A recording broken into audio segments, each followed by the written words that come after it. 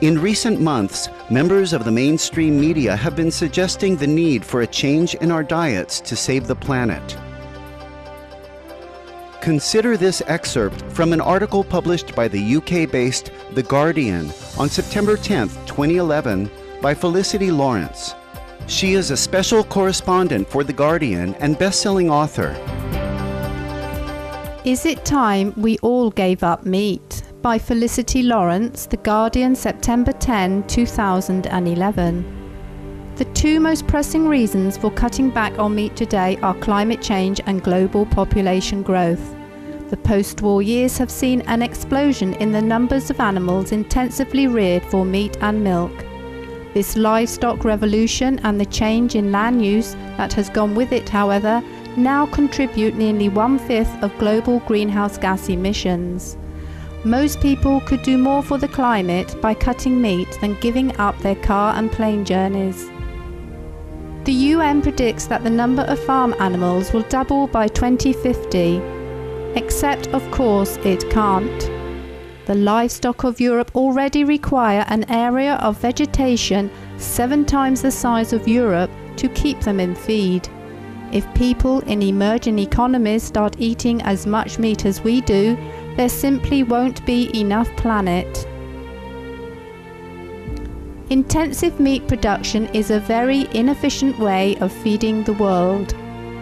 Farm a decent acre with cattle and you can produce about 20 pounds of beef protein.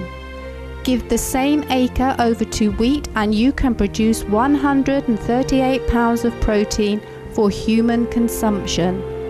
If the grain that is currently used to feed animals were fed instead directly to people, there may be just enough food to go round when population peaks. Will food scarcity and climate change soon be the most pressing issues of our world? Or are they already? The next 2 articles we have excerpted, also from The Guardian, elaborate further. Food prices driven up by global warming, study shows. Scientists warn that farming practices must be adapted to a warmer world and rises in global population. By Damien Carrington, The Guardian, May 5, 2011. The new research joins a small number of studies in which the fingerprint of climate change has been separated from natural variations in weather and other factors, demonstrating that the effects of warming have already been felt in the world. Scientists have shown that the chance of the severe heatwave that killed thousands in Europe in 2003 was made twice as likely by global warming, while other work showed that the floods that caused £3.5 billion worth of damage in England in 2000 were made 2 to 3 times more likely. Food prices have reached new record highs this year and have been implicated as a trigger for unrest in the Middle East and Africa. A rising appetite for meat is a critical factor, said Wolfram. We actually have enough calories to feed the world quite comfortably. The problem is meat is really inefficient. As many kilograms of grain are needed to produce 1 kilogram of meat, he said, as countries get richer and have a preference for meat, which is more expensive, they price people in poorer countries out of the market. Crops for animal feed destroying Brazilian savanna, WWF warns. By Dan J. Lloyd, The Guardian, April 11, 2011. The rising global appetite for meat is contributing to the destruction of enormous wooded grasslands in southern America, WWF warned on Monday. While satellite data and stronger law enforcement have led to a decline in deforestation in the Amazon rainforest, the Cerrado, a savanna that covers more than 1/5 of Brazil, has experienced ongoing deforestation due to the expansion of soy agriculture, led by demand for soybean to produce feed for factory-farmed animals. Human activity through agriculture and cattle rearing has devastated 50% of the Cerrado, with only 20% of it still intact. During her visit to the region last week, UK Environmental Secretary Caroline Spellman said, "The Cerrado is a huge area, as big as France, Germany, Italy, Spain and the UK put together. It's globally important in terms of biodiversity and storing the world's carbon dioxide, but it doesn't receive the same attention from the international community. Because of that, people are not aware of the uncertain future it faces. In a dangerously warming world, the impacts of animal factory farms only worsen a devastating trajectory for our environment. The following is an excerpt from the New York Times about animal farm pollution. Keep in mind that this local case is just part of a worldwide problem. Chemicals in Farm Runoff Rattle States on the Mississippi by Leslie Kaufman, The New York Times, June 2, 2011. Dead zones have been occurring in the Gulf since the 1970s, and studies show that the main culprits are nitrogen and phosphorus from crop fertilizers and animal manure in river runoff. They settle at the mouth of the Gulf and fertilize algae, which prospers and eventually starves other living things of oxygen. Government studies have traced a majority of those chemicals in the runoff to 9 farming states, and yet today, decades after the dead zones began forming, there is still little political common ground on how to abate this perennial problem. Scientists who study dead zones predict that the affected area will increase significantly this year, breaking records for size and damage. The survey found that corn and soybean crops were the largest contributors to the nitrogen in the runoff, and manure was a large contributor to the amount of phosphorus. While majestic forests and vital oceans suffer ongoing ravages due to demands for meat, another plague erupts. It's the relentless spread of antibiotic resistance due to drug use on animal farms. According to 2-time Pulitzer Prize-winning U.S. author Nicholas Kristof, the loss of 31 people in Europe from a rare strain of E. coli have raised alarms worldwide, but we shouldn't be surprised. He explains why in his column for the New York Times. When Food Kills by Nicholas D. Kristof, The New York Times, June 11, 2011. The Food and Drug Administration reported recently that 80% of antibiotics in the United States go to livestock, not humans. And 90% of the livestock antibiotics are administered in their food or water, typically to healthy animals to keep them from getting sick when they are confined in squalid and crowded conditions. The single state of North Carolina uses more antibiotics for livestock than the entire United States uses for humans. This cavalier use of low-level antibiotics creates a perfect breeding ground for antibiotic-resistant pathogens. The upshot is that ailments can become pretty much untreatable. The Infectious Diseases Society of America, a professional organization of doctors, cites the case of Josh Nahum, a 27-year-old skydiving instructor in Colorado. He developed a fever from bacteria that would not respond to medication. The infection spread and caused tremendous pressure in his skull. Some of his brain was pushed into his spinal column, paralyzing him. He became a quadriplegic, depending on a ventilator to breathe. Then, a couple of weeks later, he died. There's no reason to link Nahum's case specifically to agricultural overuse. But looking at numbers, by far the biggest element of overuse is agriculture.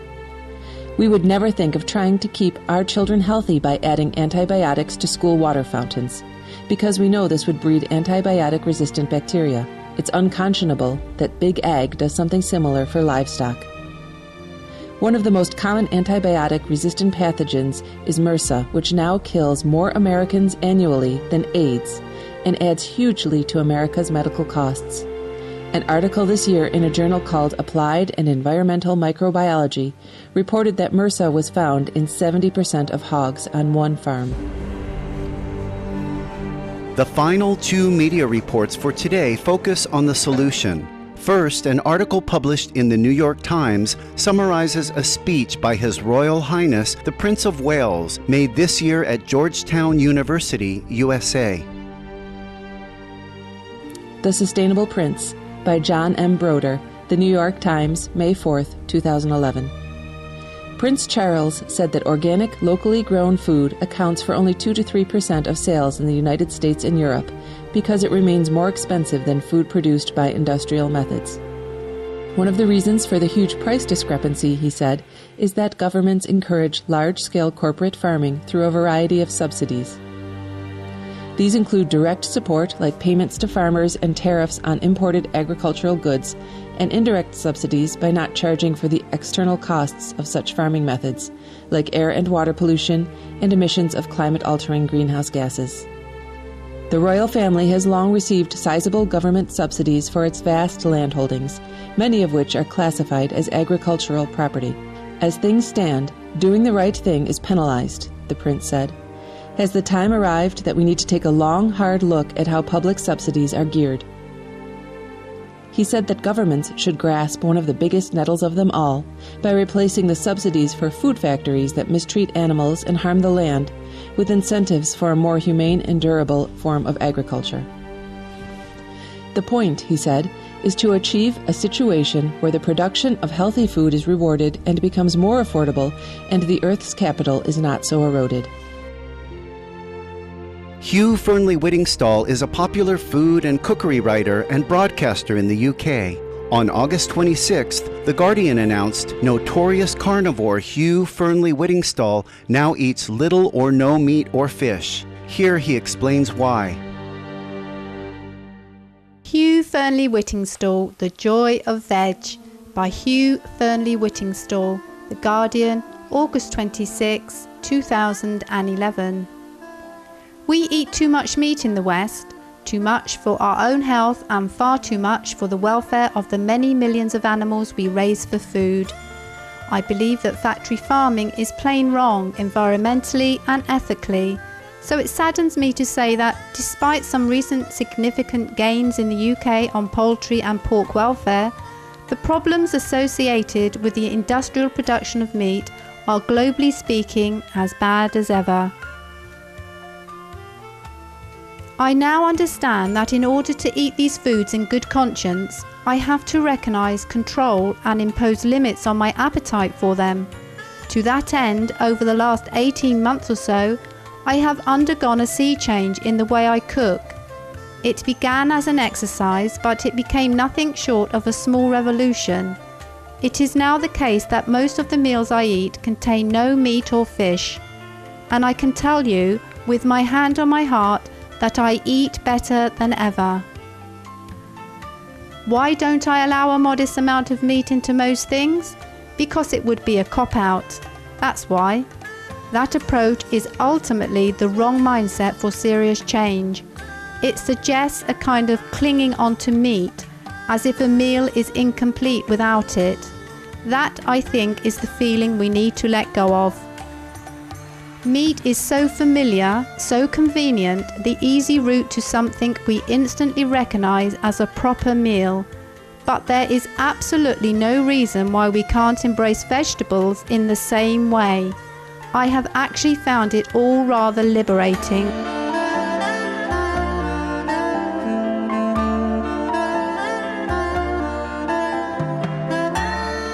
We appreciate the journalists, The Guardian, The New York Times, and other media groups who have been raising the issue of seriously changing our food choices to save the planet and our lives.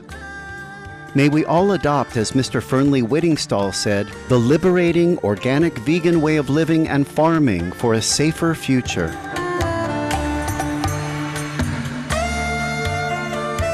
Thank you for joining us on today's program. Coming up next is Words of Wisdom after noteworthy news. Please stay tuned to Supreme Master Television. Blessed be your noble endeavors. The articles featured in today's program are available to read on the following websites.